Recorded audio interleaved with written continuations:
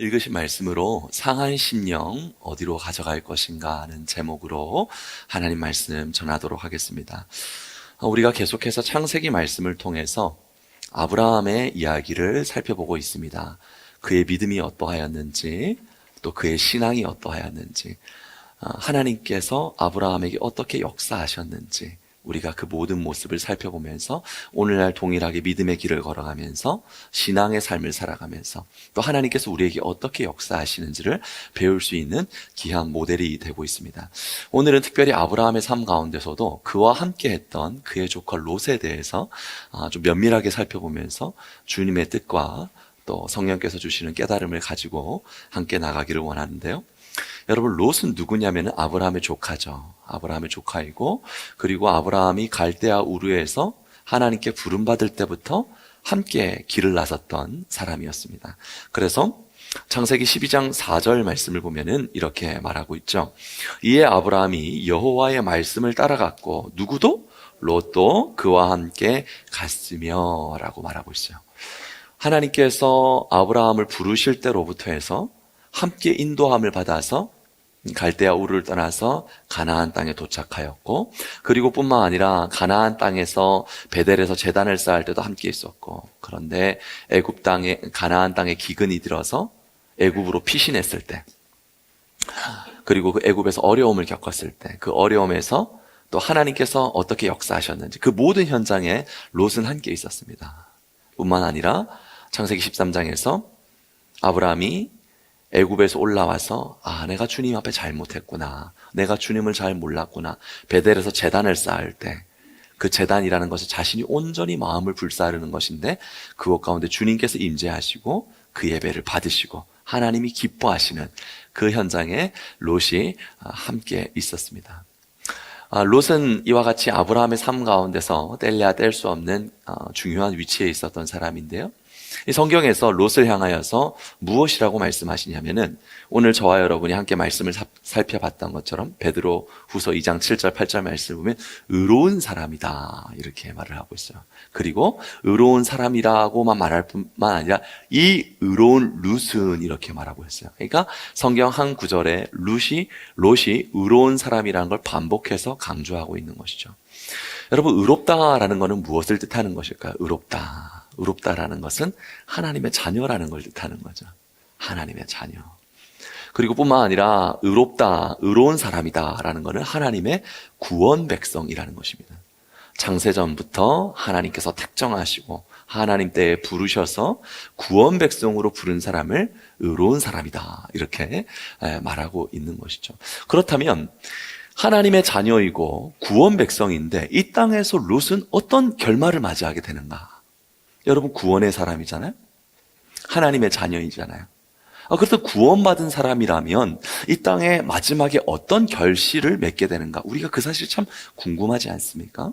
근데 창세기 19장을 보면은 롯의 결말에 대해서 무엇이라고 말하냐면은 이렇게 말하고 있죠. 창세기 19장 30절. 롯이 소알에 거주하기를 두려워하며 두 딸과 함께 소알에서 나와 산에 올라가 거주하되, 같이 읽어보겠습니다. 그 두 딸과 함께 굴에 거주하였더니. 하나님의 사람이잖아요.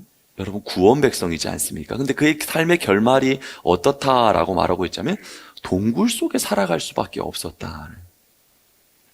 굉장히 초라하죠. 구원받은 하나님의 백성인데, 그는 분명히 천국 백성인데 이 땅에서의 삶은 굴에서 거주할 수밖에 없는 안타까운 인생의 결말을 맞이하게 됐다. 의인이라고 했거든요. 그 사실을 우리가 성경에서 볼 수가 있습니다. 아브라함의 삶을 잠시 살펴본다면 아브라함 또한 하나님께서 뭐라고 말씀하시느냐, 로마서 4장 말씀을 보면은 로마서 4장 3절에 아브라함을 향해서 이렇게 말하죠. 성경이 무엇을 말하느냐, 아브라함이 하나님을 믿음에 그것이 그에게 무엇으로 여겨진 바 되었느니라? 의로 여겨진 바 되었느니라 그랬어요. 아브라함도 의인이에요. 하나님께서 그를 의롭게 여겼습니다. 여러분, 성경을 보면 놀라운 사실은 무엇이냐면은 아브라함의 실수와 롯의 실수 가운데 누구의 실수를 더 많이 기록하고 있냐면 아브라함의 실수를 더 많이 기록하고 있어요. 그래서 단순하게 세 가지 사실만 살펴보면은 첫 번째는 창세기 12장에서 아브라함이 애굽에서 아내를 누이라고 속이죠. 이 실수를 저지르고, 그리고 창세기 20장에서도 그랄에서 동일한 실수를 저지르는 것을 볼 수가 있습니다. 그리고 창세기 16장을 보면은 하갈을 통해서 이스마엘을 낳는 잘못을 저지르는 것을 볼 수가 있습니다. 아브라함은 잘못이 많아요. 아브라함은 실수가 많아요. 사랑하는 성도 여러분, 축원합니다. 하나님께서는 실수 많은 사람을 바꾸어 써서 하나님의 복된 인생으로 변화시켜주신 주님이세요. 아브라함은 실수도 있었고 실패도 있고 잘못도 있었지만 하나님께서는 여전히 그를 의인이라고 하셨고, 그리고 창세기 18장 17절 말씀을 보면은 하나님께서 아브라함에게 어떻게까지 그의 삶을 올려주시냐면은 이렇게까지 올려주시는 것이죠. 같이 한번 읽어보겠습니다. 여호와께서 이르시되 내가 하려는 것을 아브라함에게 숨기겠느냐. 하나님의 뜻을 아브라함에게 알려주시는 거예요. 그가 기도할 때 하나님의 뜻이 무엇인지, 하나님의 계획하는 바가 무엇인지, 하나님의 벗이라고 말씀하시고 믿음의 조상이라고 말씀하시고, 놀라운 것은 롯도 의인이고 아브라함도 의인이에요. 동일한 의인이지만 한 사람은 그 삶의 결말이 동굴에서 삶의 마무리를 할 수밖에 없는 망한 인생이 되는 것이고, 또 한 사람의 인생은 실수와 실패가 더 많이 있지만 믿음의 조상이 되고 하나님의 벗이라고 하고 하나님의 뜻을 알려주시는 복되고 영광스러운 삶을 살아가게 되는 것입니다. 여러분, 같은 시대를 살았습니다. 아브라함과 롯은 같은 시대를 살았죠. 그리고 같은 가문 출신이에요. 출발점이 같아요. 그리고 한때는 같은 길을 걸었던 사람입니다. 근데 어떤 이유로 인해서 이 두 사람이 이와 같이 차이나는 삶의 결말을 맞이하게 됐던 것일까요? 오늘 롯의 삶을 살펴보면서 그의 삶 가운데 누락되었던 것이 무엇인지를 생각해보고, 그렇다면 우리가 이 땅 가운데서 우리도 구원 백성, 하나님의 백성인데 롯의 삶을 통하여서 하나님께서 우리에게 원하시는 것이 무엇인지, 그리하여서 여러분 또한 믿음의 반열에 하나님께서 여러분에게 하나님의 뜻을 숨기지 아니하는, 그리고 여러분이 시간이 지나면 지날수록 더 복된 삶이 되는 은혜의 백성들로 나오게 될 줄 믿습니다. 첫 번째, 롯에게 잘못되었던 것은 무엇이냐? 그의 우선순위가 잘못되었다라는 것을 알 수가 있는데요. 창세기 13장을 가보면은 롯이 아브라함과 나눠질 상황을 직면하는 것을 볼 수가 있습니다. 창세기 13장 6절에 그 상황에 대해서 이렇게 말하고 있거든요. 같이 한번 읽어보겠습니다. 그 땅이 그들 함께 거주할 만큼 넉넉하지 못하였으니, 하나님께서 베델에서의 예배를 하나님께서 기쁘게 받으시고 그 예배를 기쁘게 받으시고 복을 베풀어 주셨습니다. 그러므로 말미암아 아브라함과 롯의 그 지경 가운데 있는 목자들의 가축이 늘어나게 되었어요. 땅은 한정되어 있는데 가축은 늘어나고 곤란한 상황을 맞이하게 되었습니다. 그 상황에 대해서 창세기 13장 7절은 이렇게 말하고 있거든요. 그러므로 아브라함의 가축의 목자와 롯의 가축의 목자가 서로 어떻게 되었더라? 다투게 되었더라. 다투게 되었어요. 너무나도 많이 늘어나고 있어요. 우리 교회가 오늘 보니까 꽉 차 보이네요. 새 가족이 지금 7명이 와 있으니까 얼마나 많습니까? 여러분, 장소는 한정되고 가축은 늘어나니까 서로 다툴 수밖에 없는 상황이 되었죠. 그 속에서 아브라함이 롯에게 어떻게 권면을 하냐면, 창세기 13장 8절에서 9절 말씀을 보면 이렇게 말하고 있거든요. 같이 한번 읽어보겠습니다.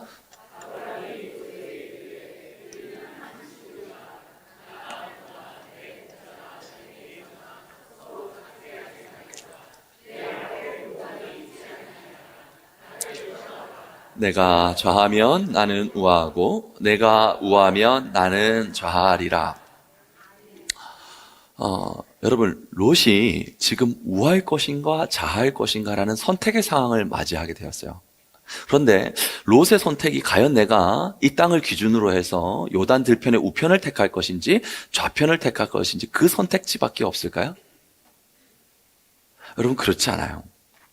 룻에게 있어서 우선순위가 땅을 선택하는 것이 아니라 어떤 땅을 선택해야지 나와 내 후손들이 잘 살 수 있는가, 이것이 우선순위가 아니라 어떻게 하면 하나님을 참되게 예배할 수 있으며 어떻게 하면 주님의 임재가 가득한 예배를 그 현장에 있을 수 있을까. 여러분, 그게 우선순위가 되었다면 여러분 달라지는 거죠. 땅을 선택하는 것, 좋은 땅을 선택하는 것이 우선순위가 아니라 하나님께 생명력 있는 예배를 드리고 주의 성령이 충만하고 주님의 임재가 가득한 예배를 드리는 것이 우선순위가 된다면 롯이 삼촌 아브라함에게 이렇게 말할 수 있는 것이죠. 삼촌, 저는 무슨 일이 있어도 삼촌을 떠나지 않겠습니다. 삼촌이 예배하는 자리에 저도 있기를 원하고 삼촌이 죽는 자리에 저도 있기를 원합니다. 그럼 아브라함이 묻겠죠. 그럼 이 많은 가축들은 어떻게 할 것이냐? 룻은 이렇게 대답할 수 있습니다. 재산이 늘어나는 것은 중요하지 않습니다. 늘어나는 재산은 내 목자들에게 가축을 떼어줘서 나눠주면 됩니다. 저에게 가축이 늘어나는 것보다 더 중요한 것은 하나님께 예배하는 것이고 하나님과의 신령한 교제가 있는 것이고 그곳에서 신령한 복을 받아서 내 영혼이 잘 되는 것. 내 영혼이 잘 되면 범사에 형통하게 하시는 하나님의 은혜가 있음을 믿기에 예배의 현장에 내가 있기를 원합니다. 여러분, 이 고백이 달라지는 거죠. 그런데 룻은 그 선택을 하지 않았어요. 그에게 있어서의 우선순위는 예배가 아니었습니다. 땅을 택하는 것이었죠. 근데 성경의 사람들을 보면 땅을 선택하지 않고 예배를 선택하는 사람들이 있어요. 특별히 이스라엘의 12지파 중에서 레위 지파 같은 지파를 보면은 어떻게 말하고 있냐면요. 민수기 18장 20절을 보면은 레위 지파를 향하여서 하나님께서 이렇게 말씀하시죠. 18장 20절입니다. 여호와께서 또 아론에게 이르시되 너는 이스라엘 자손의 땅에 기업도 어떻겠고? 기업이 없대요. 그들 중에 아무 분깃도 하나님께서 레위 자손에게 땅도 주시지 아니하고 분깃도 주시지 않는답니다. 그런데 무엇을 주신다고 말씀하시냐면 내가 여호와 하나님이 이스라엘 자손 너희 레위 지파에게 너의 분깃이 될 것이고 너의 기업이 될 것이다 라고 말씀하시는 거예요. 레위 지파는 성경을 보면 하나님 왜 좋은 땅 주지 않아요? 왜 땅 주지 않아요? 선한 마음을 표현하는 게 전혀 없어요.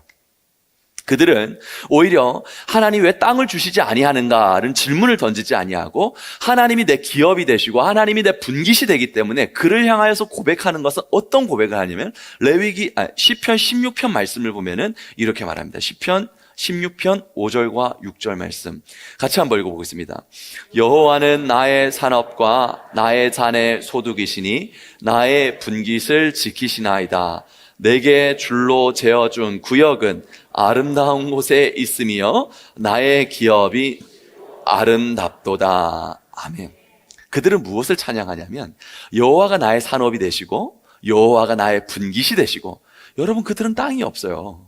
그런데 하나님이 내게 줄로 재어준 구역은 내 인생은 하나님께 예배하고 하나님이 함께 하시기 때문에 뭐라고 고백하는 것이죠?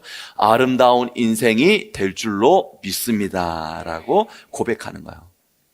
여러분 믿음의 사람들에게 땅이 중요하지 않았어요. 재산이 늘어나고 안 늘어나고 중요하지 않은 문제는 아닌데 그게 우선순위가 아니었단 말이에요. 왜냐? 하나님이 내 산업이 되시고 하나님이 내 분깃이 되기 때문에 주님께서 나를 복되게 하실 것이고 주님께서 나를 아름답게 하실 것이기에 그것으로 인하여 만족합니다. 11절에도 보면 이렇게 말하는 것이죠.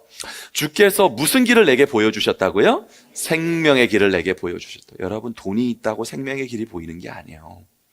하나님께서 생명의 길을 보여주시는 거예요. 여러분 돈이 있다고 기쁩니까? 여기 돈 있으신 분들이 있으시죠? 여러분 한번 있었던 분들도 있으시죠? 돈 있다고 기쁜 게 아니에요. 누구 앞에 충만한 기쁨이 있다고요? 하나님 앞에 충만한 기쁨이 있고 하나님의 오른쪽에 영원한 즐거움이 있나이다. 레위 지파는 땅의 우선순위가 아니었어요. 하나님이 우선순위였어요.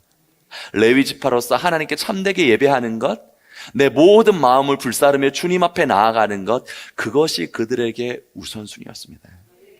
여러분 이러한 삶의 모습은 성경에 오늘 우리가 롯을 살펴봤는데 롯과 비슷한 이름을 가진 사람이 누구죠? 룻이죠. 룻. 여러분 룻의 삶의 모습에도 아름답게 나올 모습을 볼 수가 있어요. 룻은 이방 여인이었습니다. 남편 말론이 죽었고 젊은 나이에 과부가 되었습니다. 여러분, 젊다는 건 뭘까요? 젊다는 건 뭐죠? 저는 젊다는 게 요즘 이제 이렇게 보이더라고요. 젊은 것이 아름다움이구나, 이게 느껴지더라고요. 우리 권사님들 절 보고 환히 웃으시는 분 있는데, 아유, 목사님 참 아름답구나, 그런 생각 하시나요? 외모 때문에? 젊어서.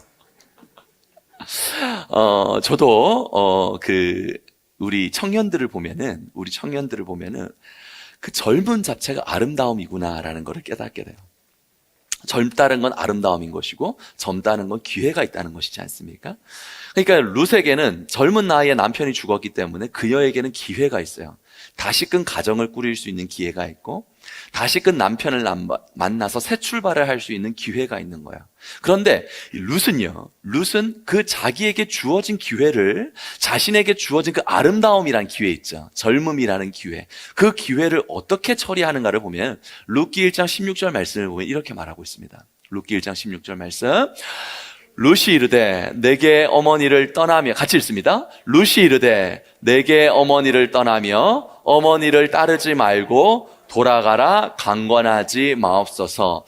어머니께서 가시는 곳에 나도 가고 어머니께서 머무시는 곳에서 나도 머물겠나이다.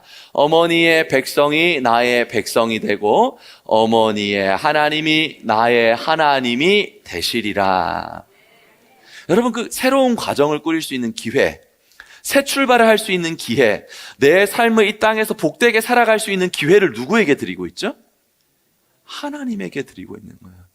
어머니의 하나님이 나의 하나님이요, 어머니가 예배하는 곳에서 나도 예배할 것이고 어머니가 죽는 곳에서 나도 죽을 것이다.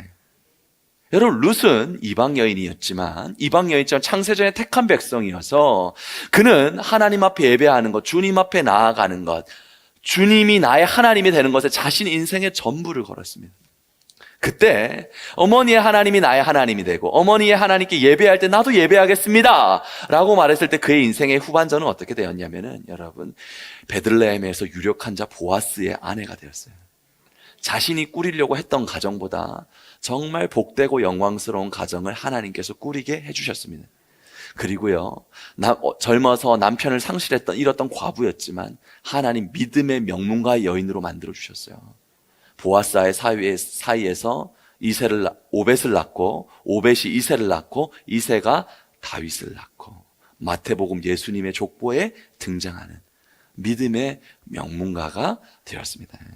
여러분, 이 고백을 그대로 가지고 간다면 롯은 예배자였어요. 롯은 아브라함과 함께, 여러분, 룻 얘기하는 거 아닙니다. 롯 얘기하고 있습니다. 롯은 하나님께 부름받은 아브라함과 동가숙 서가식을 함께 했던 사람이에요. 그러면 그 또한 무슨 고백을 할 수 있냐면, 아브라함의 하나님이 나의 하나님이요, 아브라함이 예배하는 곳에 나도 예배할 것이며 아브라함이 죽는 곳에 내가 죽기를 원하나이다. 여러분, 그 고백을 할 수 있지만 롯은 그 고백이 없었습니다.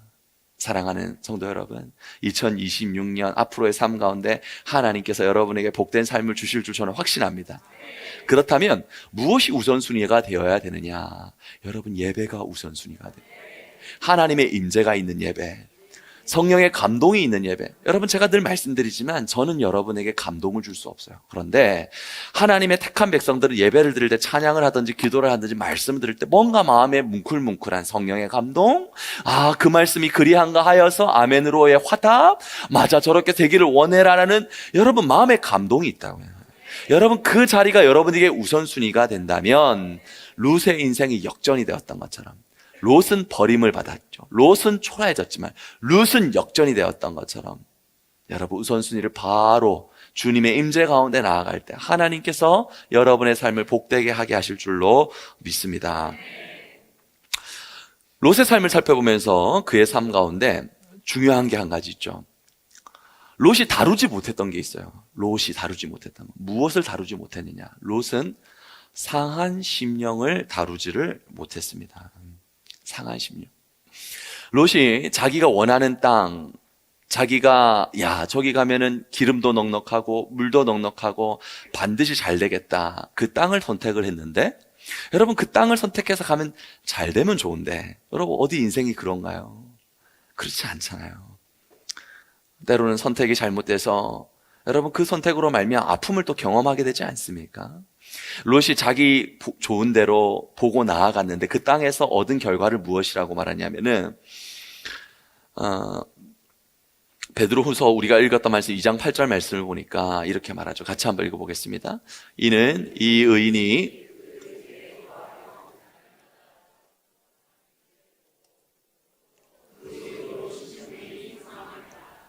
아멘. 여기서도 하나님께서 롯의 심령을 어떤 심령이라고 말하냐면 의로운 심령이라 그래요. 하나님은 롯을 포기하지 않는 거죠. 그런데 이 롯의 의로운 심령이 자기가 원하는 땅을 향해 나아갔는데 어떻게 되었다고요? 상하게 되었다. 상하게 되었다. 여러분, 이 상하다는 말이 무엇이냐면 헬라어로 보면은 바사니조라는 단어인데요. 여러분, 이 원어의 뜻이 무엇이? 고문하다는 거예요. 고문하다. 고문하다. 여러분, 그럴 수 있어요. 정말 고문받는 것처럼 마음이 상하는 삶의 순간을 만나는 거예요. 롯의 마음이 그랬어요. 물과 기름이 넉넉해서 저기 가면 잘 될 줄 알았는데 뭐 좀 얻은 거는 있겠죠. 여러분, 모든 것이 넉넉했기 때문에 좀 잘 살 수는 있겠죠. 근데 그 심령이 고문당하는 것처럼 상하게 되었던 거예요. 상하게 되었다. 그러나 여러분, 하나님의 뜻에 불순종했기 때문에 그 마음이 상했다라고는 성경은 말하잖아요. 하나님께서 선인과 악인에게 동일하게 은혜의 해를 비추게 하시는 것처럼 하나님께서 이 땅을 통과하면서 악인에게만 마음을 상하게 하는 것이 아니라 하나님의 자녀들도 마음이 상하는 과정을 통과하게 됩니다. 그래서 주님께서는 이걸 어떻게 말씀하셨냐면은 요한복음 16장 33절 말씀을 보면 이렇게 말씀하셨거든요.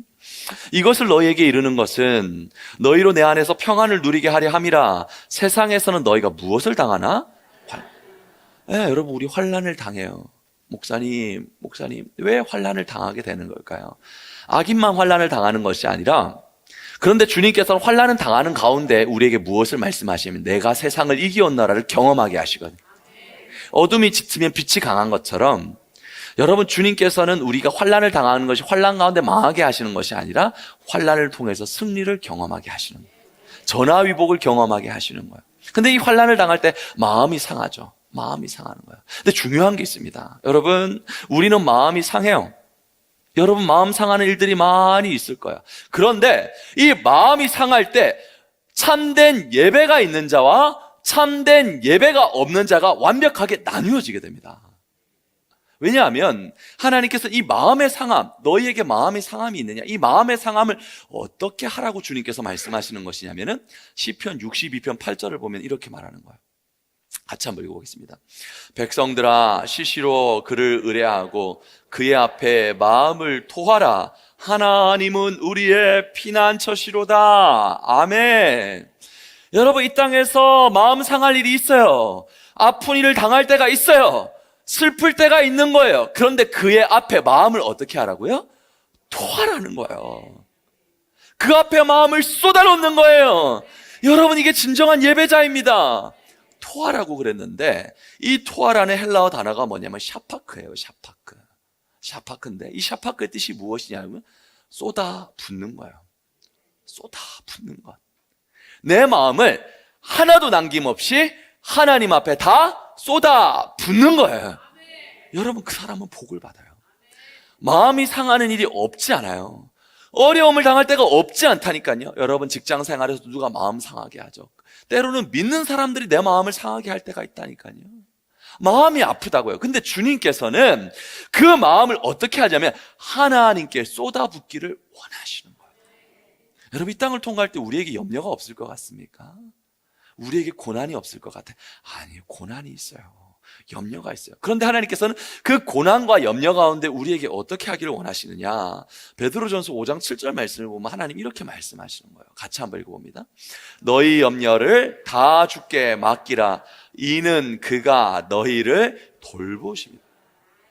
염려가 없는 게 아니라고요. 염려할 만한 일이 있다고요. 그런데 신령과 진정으로 재단 있는 불태우는, 마음을 불태우는 예배를 드리는 자들은 그 염려를 어떻게 한다고요? 하나님 앞에 올려드린다는 겁니다. 여러분이 올려드린다, 맡긴다, 이게 에피립토라는 헬라어인데 제가 방송실하고 조율을 해가지고 이거는 안 하기로 했거든요. 시간이 없어서 제가 깜빡했네요. 아닙니다. 나오죠? 이게 아니다. 다음 헬라어다. 그죠? 네, 여러분 설교 속에 머릿속에 너무 많은 걸 집어넣고 헷갈릴 때도 있어요. 네. 염려를 다 주께 맡기라 그랬잖아요. 우리의 염려를 다 하나님께 어떻게 하라고요? 맡기라. 맡긴다는 게 뭐냐면요, 던지라고요.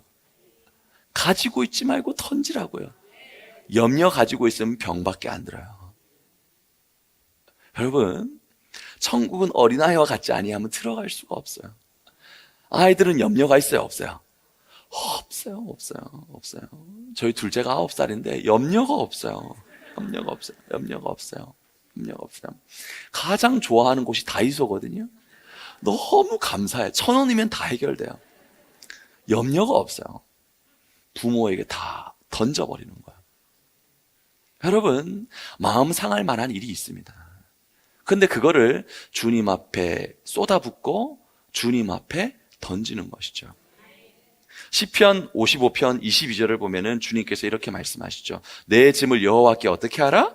맡기라. 그가 너를 붙드시고 의인의 요동함을 영원히 허락하지 아니하시리로다. 시편 147편 3절. 그가 마음이 상심한 자들을, 그들의 상처를, 그래요.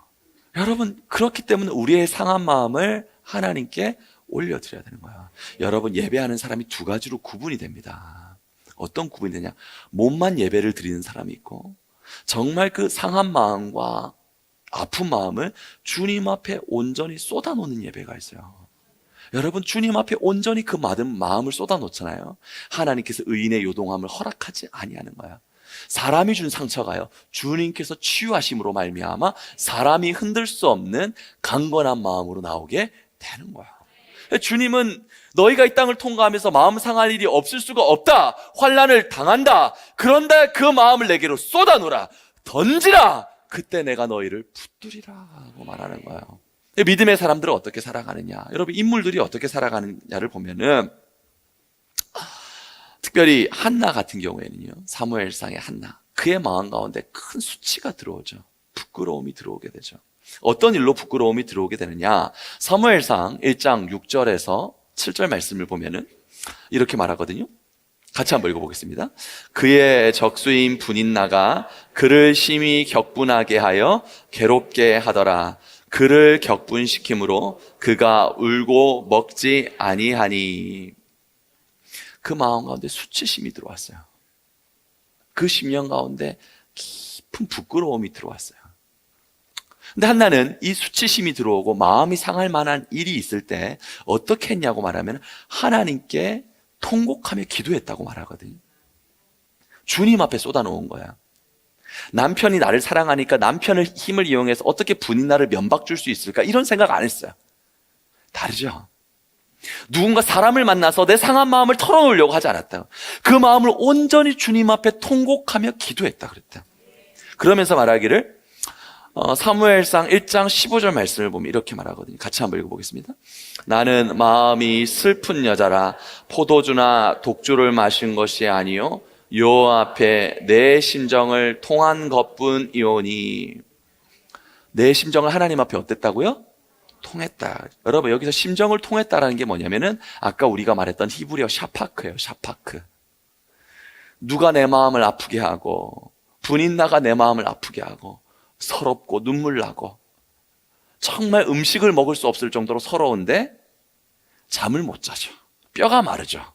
그런데요, 그 마음을 하나님 앞에 어떻게 했다고요? 쏟아놨다는 거예요. 쏟아놨다는 거예요. 이게 다른 거예요.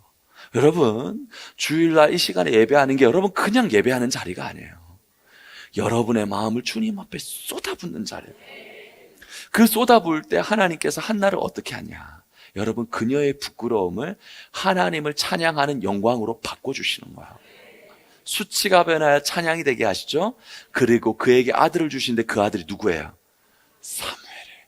이스라엘을 국가의 위기 가운데 건져내는 위대한 지도자로 하나님께서 세워주실 아들을 주시는 거예요. 만약에 여기서 한나가 사람이나 만나고 이러쿵저러쿵 했더라면 성경 속에 기록되지 않았을 거예요. 그런데요, 그 상한 마음을 다 쏟아놨다. 여러분, 이것을 꼭 명심하세요. 성은교회가 정말 새로워질 줄로 믿으시죠? 하나님께서 복을 주실 줄로 믿으시죠? 그럼 습관을 바꿔야 돼요, 여러분. 습관. 어떤 습관을 바꿔야 되냐? 그 마음을 주님 앞에 쏟아부을 수 있는 내 스스로 영적인 훈련을 해야 되는 거예요. 그러면 들으시는 분이 누구시냐?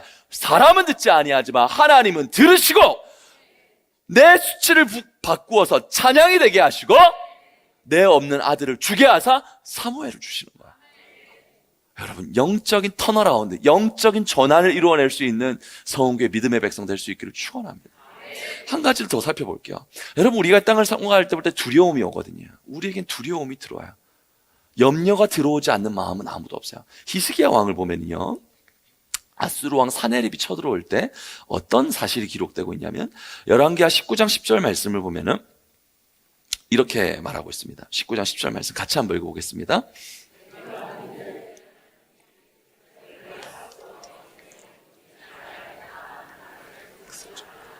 아수르의 여러 왕이 여러 나라에 행한 바 진멸한 일을 내가 들었나니 내가 어찌 구원을 얻겠느냐. 아수르의 사네립이 히스기야에게 협박 편지를 보낸 거예요. 내가 18만 5천의 군사를 가지고 쳐들어갈 건데 내가 이 군사로 고대 근동 지역에서 모든 나라를 다 무너뜨렸다. 그들의 신이 있다고 했지만 그들의 신은 내 앞에 바람 앞에 초처럼 꺼졌으며 그들은 사상 누각처럼 다 무너졌다. 너도 마찬가지일 것이다.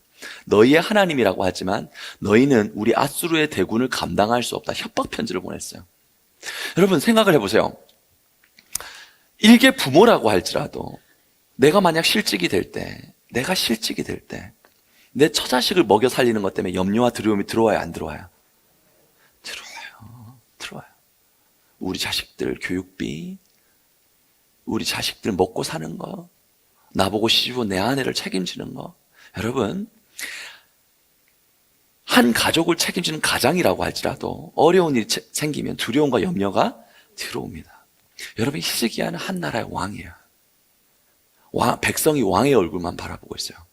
그리고 아수르로 인해서 주변의 모든 나라들이 무너졌다는 그 사실을 귀로 생생히 듣고 있어요. 아수르 왕이 협박 편지를 보냈어요. 너도 무너지게 될 것이다. 시일의 문제이다. 두렵습니까? 안 두렵습니까? 두려워요. 염려가 들어와요. 그런데 히스기야는 이 두려움과 염려의 현장에서 어떻게 했는가? 열왕기하 19장 14절 말씀을 보면 이렇게 말하고 있습니다. 같이 한번 읽어보겠습니다. 히스기야가 사자의 손에서 편지를 받아보고 여호와의 성전에 올라가서 히스기야가 그 편지를 여호와 앞에 펴놓고, 여러분 어때요?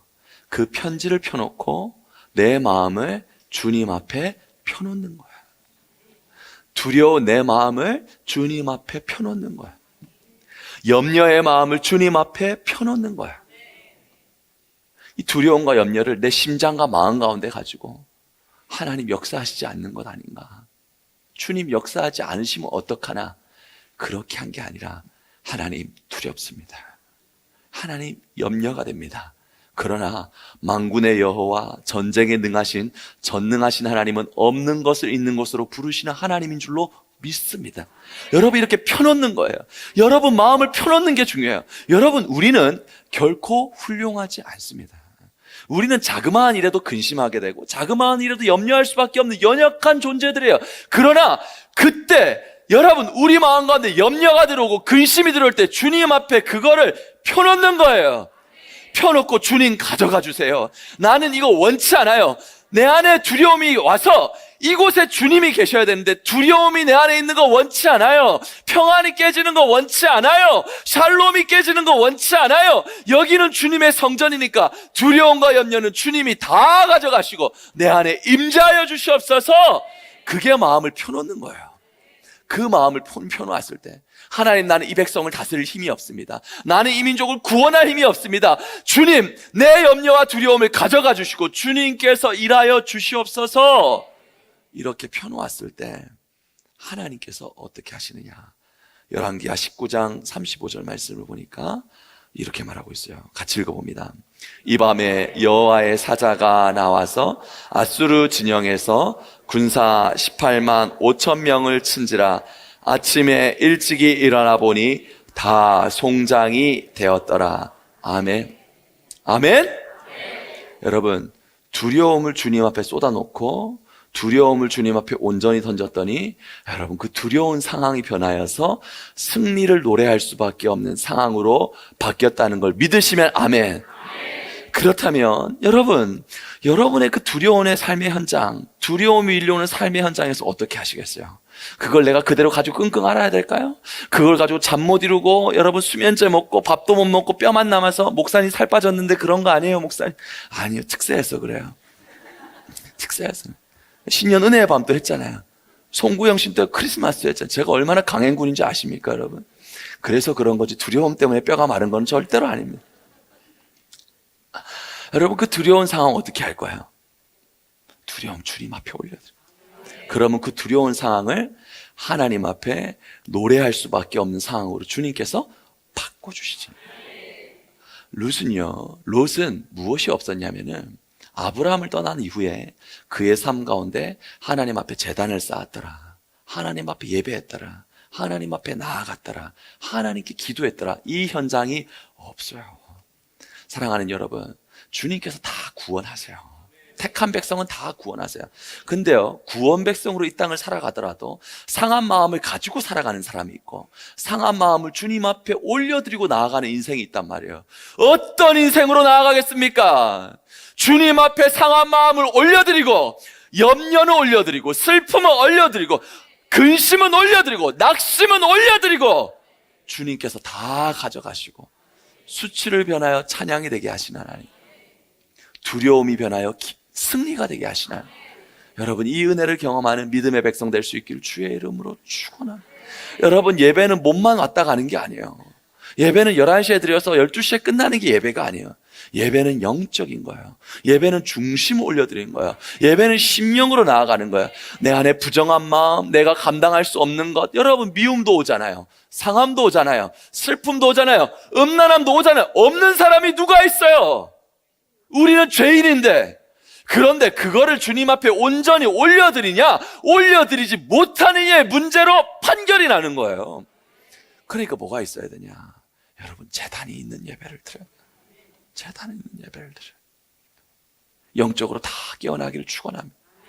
2026년 제단이 있는 예배 드림으로 말미암아 두려움이 변하여 승리가 되고 수치가 변하여 찬양이 되는 여러분 은혜의 삶 살 수 있기를 주의 이름으로 축원합니다.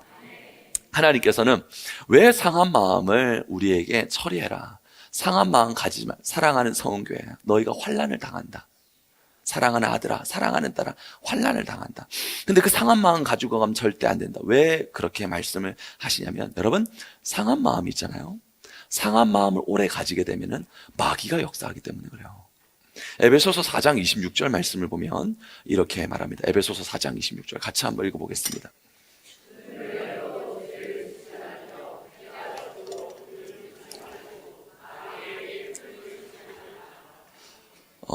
여러분, 분을 내는 일이 없을 수는 없습니다.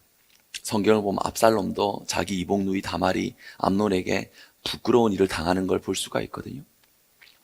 그런데 분을 낼 수 있는 일이 없을 수 없습니다. 분을 낼 수 있습니다. 그런데 여러분, 분을 내는 것하고 분을 오랫동안 품는 건 다른 문제예요. 아시겠습니까? 여러분, 분을 낼 수 있다니까요. 그래서 여러분, 너무 분낸다고 해서 이상하게 보지 마세요. 근데 적당히 내세요. 또 막 다 집어 던지고 그러지는 마요. 목사님이 분낸다고 했으니까 밥상 없는 것 정도는 괜찮지 않냐, 그 정도는 아니에요. 그 정도는 아니고, 분을 내도 약간 목소리만 높이는, 우리는 인격적이지 않습니까? 그죠? 여러분, 분을 내는 일이 없을 수는 없어요. 그런데 분을 낼 수는 있지만 분을 오랫동안 품으면, 분을 주님께 올려드리지 않고 오랫동안 품으면 뭐가 되냐면 마귀에게 틈을 주게 되는 거예요. 틈을 준다고 했는데, 이 틈이라는 게 뭐냐면 헬라어로 토포스라는 단어예요. 토포스. 이게 뭐냐면 발판이 되는 거예요. 그러니까 우리 삶에 여러분, 분을 오랫동안 가지고 있잖아요. 그러면 마귀의 뭐가 되죠? 발판이 되는 거예요. 그러니까 믿음의 사람, 은혜의 사람, 예배하는 사람이지만 그 분과 상한 마음을 주님 앞에 다 드리지 않으면 우리 내면 가운데 무엇의 역사가 가득하게 되는 거죠? 마귀 역사가 가득하게 되는 거예요. 주님께서 이 상한 문제를 심각하게 다루죠. 심각하게 다루죠. 오늘 특별히 한 해를 시작하면서 1월에 하나님께 심각하게 다루는 게 뭐냐면 상한 마음을 오랫동안 가지지 말아요. 상한 마음 오래 가지게 되면은 마귀의 발판이 된다는 거예요. 여러분 명심하세요. 여러분 상한 마음 주님 앞에 올려드릴 수가 있습니다. 내가 가지고 있으려고 하는 것은 마귀의 유혹이고, 그래 내가 분이 났다. 그러나 한나처럼, 그러나 히스기야처럼 내가 주님 앞에 올려드린다. 그러면요, 여러분 수치가 변하여서 찬양이 된다 그랬죠? 두려움이 변하여서 승리가 된다 그랬죠? 그 역사 쓰게 될 줄로 믿습니다. 성경의 가인을 보세요. 가인을 보세요. 그의 마음 가운데 하나님께서 아벨의 제사는 받으시고 자기의 제사는 받지 않잖아요. 여러분 놀라운 건 뭔지 아세요? 두 사람 다 예배의 현장에 있었어요. 예배의 현장에 있어요. 어떤 사람은 하나님이 영광 받으신 예배를 드리는데 어떤 사람 똑같이 예배 드리는 현장에 시기심이 들어와요. 시기심이 들어온다고. 근데 여러분 정말 그 예배하는 현장에 있었으면 그 시기심이 들어오고 아픈 마음을 하나님께 어떻게 하면 돼요? 올려드리면 되는 거예요. 하나님 앞에 쏟아부으면 되는 거예요. 하나님 앞에 던지면 되는 거예요. 그런데 가인은, 여러분 한나와 히스기야는 주님 앞에 던져드렸죠. 가인은 주님 앞에 던지지 않았거든요. 그 던지지 않았던 예배자, 그 던지지 않았던 하나님의 사람의 결과가 어떻게 되었느냐. 창세기 4장 8절 보면 이렇게 말합니다. 같이 한번 읽어봅니다. 가인이 그의 아우 아벨에게 말하고 그들이 들이 있을 때 가인이 그의 아우 아벨을 쳐 죽이니라. 여러분 예배하는 사람이 살인자가 돼버려요. 얼마든지 가능한 일이에요. 중요한 거예요. 지난 한 주간 여러분 상한 마음 있으셨죠? 사람 때문에 아픈 마음 있으셨죠? 환경 때문에 염려 들어오셨죠? 주일은 어떤 날이냐? 사한 예배는 어떤 예배냐? 그 마음을 주님 앞에 다 올려드리고, 그 마음 여러분 가지고 가면 마귀 발판밖에 안 돼요. 마귀 발판밖에 안 돼요. 다 쏟아부을 수 있기를 주의 이름으로 축원합니다. 여러분 사울왕 보세요. 사울왕 보세요. 얼마나 인물이 좋아요. 얼마나 인물이, 키도 크다. 남들보다 어깨보다 얼굴 하나가 더 올라와 있다 그랬어요. 키 크죠. 잘생겼죠. 이스라엘의 초대 왕이었어요. 그러니까 성경판 엄친아예요. 엄마 친구 아들 사울 이렇게 된다고. 다 가진 사람이었어요. 그런데요, 사람들이 사울은 천천히요, 다윗은 만만이라. 그 이야기 들어왔을 때 이스라엘 사람들은 그 눈의 시선이 항상 누구를 향해 있어야 되죠? 하나님 향해 있어요. 아멘? 그런데 그때로부터 사울 왕의 눈에는 누가 보였냐면 다윗이 보이기 시작했어요. 주님이 보이지 않고 사람이 보였다고. 그 삶의 결과가 어떻게 되나? 하나님 부리시는 악신이 들어오잖아요. 여러분 중요해요. 여러분 참 중요해요.